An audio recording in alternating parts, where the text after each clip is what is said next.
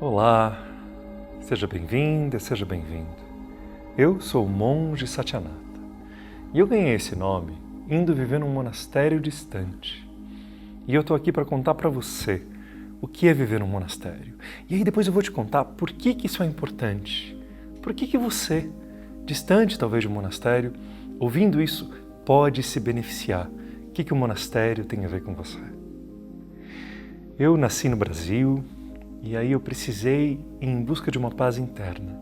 E eu quero contar para você o que é viver no monastério, especificamente o monastério de Kawai Adhinam, da Nandinata Sampradaya, que é uma linhagem de meditadores de mais de 2.200 anos. Não é que eu acordei um dia e falei, eu quero muito virar monge.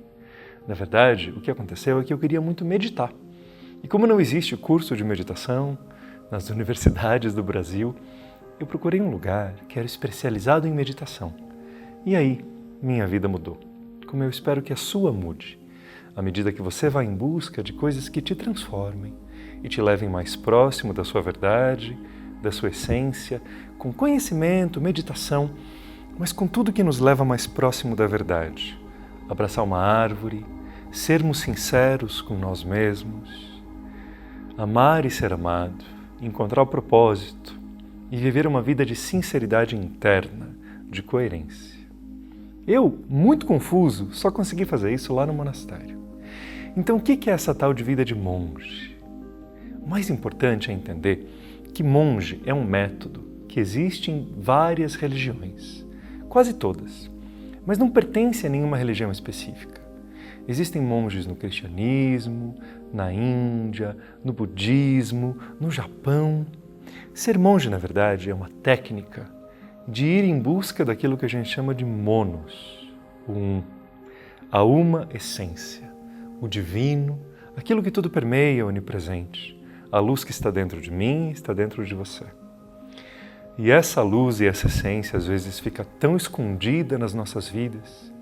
Cadê aquilo que fazia os meus olhos brilharem? Cadê aquela alegria? Cadê aquela amorosidade que eu sinto quando eu estou na melhor versão de mim? Cadê aquela habilidade que eu tenho de ser algo tão bonito que eu sei que eu consigo ser, mas nesse momento eu estou escondido? Não é que a luz da gente se apaga, ela nunca apaga. É que ela fica oculta por um monte de partes do nosso ego e dificuldades da nossa vida. E o monastério é um lugar especificamente criado para a gente ir em busca da nossa luz. Eu precisei ir para um monastério e lá ficar. Fiquei por muitos anos. Eu levei 1 ano sendo treinado no Brasil para me preparar para ir. Chegando lá, eu levei 1 ano para ser aceito. E aí, eu entrei no monastério. Como é que é essa vida de monge? Nesse lugar, que é um lugar muito tropical, muito bonito, de muitas chuvas e muita vegetação, esse monastério específico é especializado em meditação. Então a gente acordava bem cedo, pelas 4 e pouco da manhã. E a gente fazia isso porque tem um horário logo antes do amanhecer, chamado de Brahma Muhurta, que é o horário mais propício para a meditação. Isso não quer dizer que você tenha que meditar logo antes do sol nascer. Você tem que meditar na hora que funciona para você, que você possa repetir todos os dias. Mas os monges, que não tinham compromissos no mundo, acabam escolhendo esse horário que realmente as energias do dia anterior e dos pensamentos de todas as pessoas já se dissolveram. E as energias do novo dia ainda estão começando. Então esse período, um pouquinho antes do nascer do sol e um pouquinho depois do nascer do sol, Brahma Muhurta, é ideal para a gente meditar. Então 4h30 a gente acordava, 5 da manhã a gente já estava meditando. E a gente meditava das 5 da manhã até umas 7h30. E mais ou menos esse horário, um pouco menos no inverno, um pouco mais no verão. E depois, às 8 da manhã, a gente tomava café da manhã juntos. Éramos 5 grupos de monges no monastério. E eu era do grupo de comunicações, eu cuidava do website do monastério. Eu era editor da revista, que falava de meditação e de inspiração, de espiritualidade. E eu cuidava de tudo que fosse relativo à comunicação. Livros, repórteres, jornalistas, tudo aquilo que ia trazer o ensinamento. Mas eu também lavava os banheiros, varria o chão, e eu fui aprendendo que cada tarefa tem igual valor. Elas não têm igual qualificação. mas elas têm igual valor. Porque se o chão não for varrido, não adianta tentar elevar a vibração. Não adianta tentar culpar alguém, quem que deixou esse chão sujo. O chão limpo é essencial. Como o livro publicado com os ensinamentos sagrados também é essencial. Eles não têm a mesma qualificação, no sentido de que escrever um livro sagrado é algo que é necessário que o monge ou o escritor tenha muito trabalho, então ele se qualifique. E varrer o chão qualquer pessoa pode, mas a importância é igual. Sem o chão limpo, a vibração não sobe. Sem o cuidado interno, sem a sutileza, você não consegue encontrar sua luz. E isso eu fui aprendendo. Aí eu cuidava de ordenhar as vacas. O monastério tem várias vacas que não entendem que elas são grandes. Elas são muito amadas e elas acham que elas são poodles. Então, elas vêm, tentam deitar no nosso colo. E aquele monastério consumia leite, algo que hoje em dia eu já não faço mais. Eu deixo leite para as vaquinhas.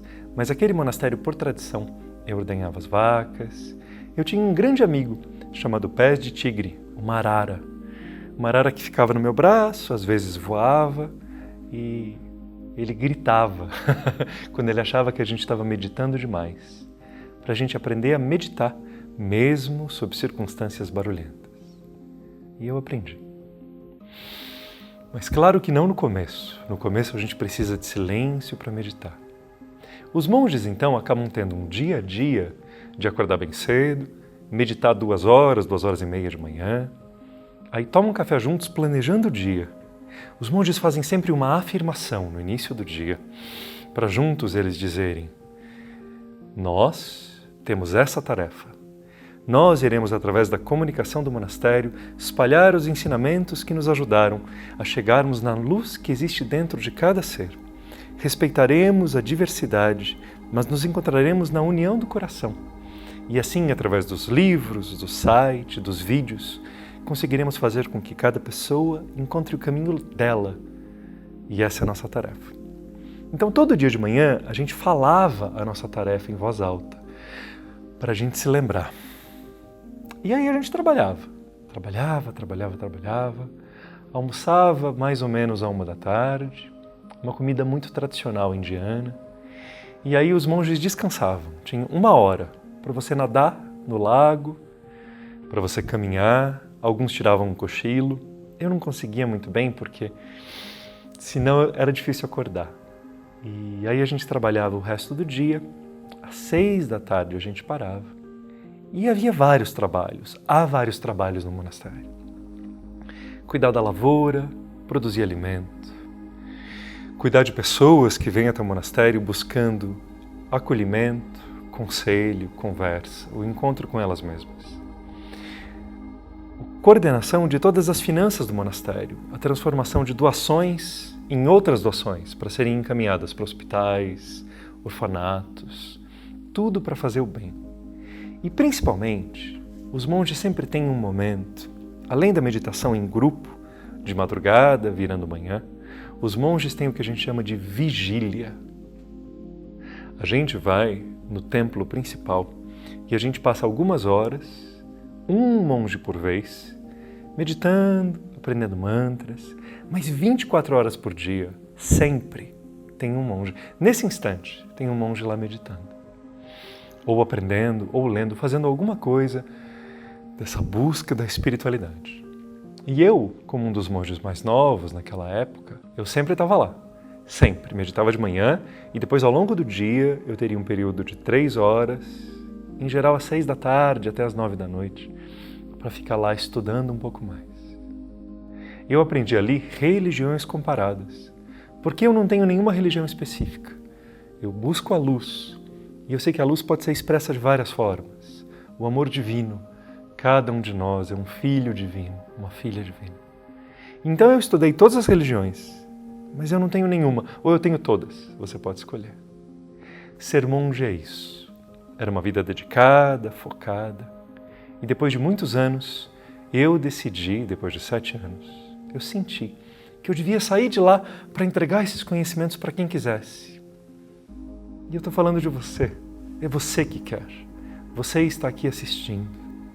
Então saiba que ser monge é algo que pode acontecer num monastério, mas pode acontecer na sua vida, nesse instante.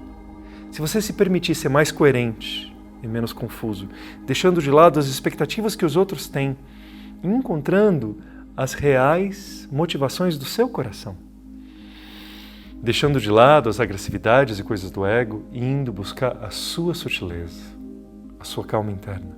Aprendendo a respirar como a coisa mais importante da sua vida e meditando para você ter uma paz interna que é a dos monges. Mas você pode ser um pouco monge também nesse instante, nesse momento, na sua vida. Namastê, e a gente se encontra na luz de cada um.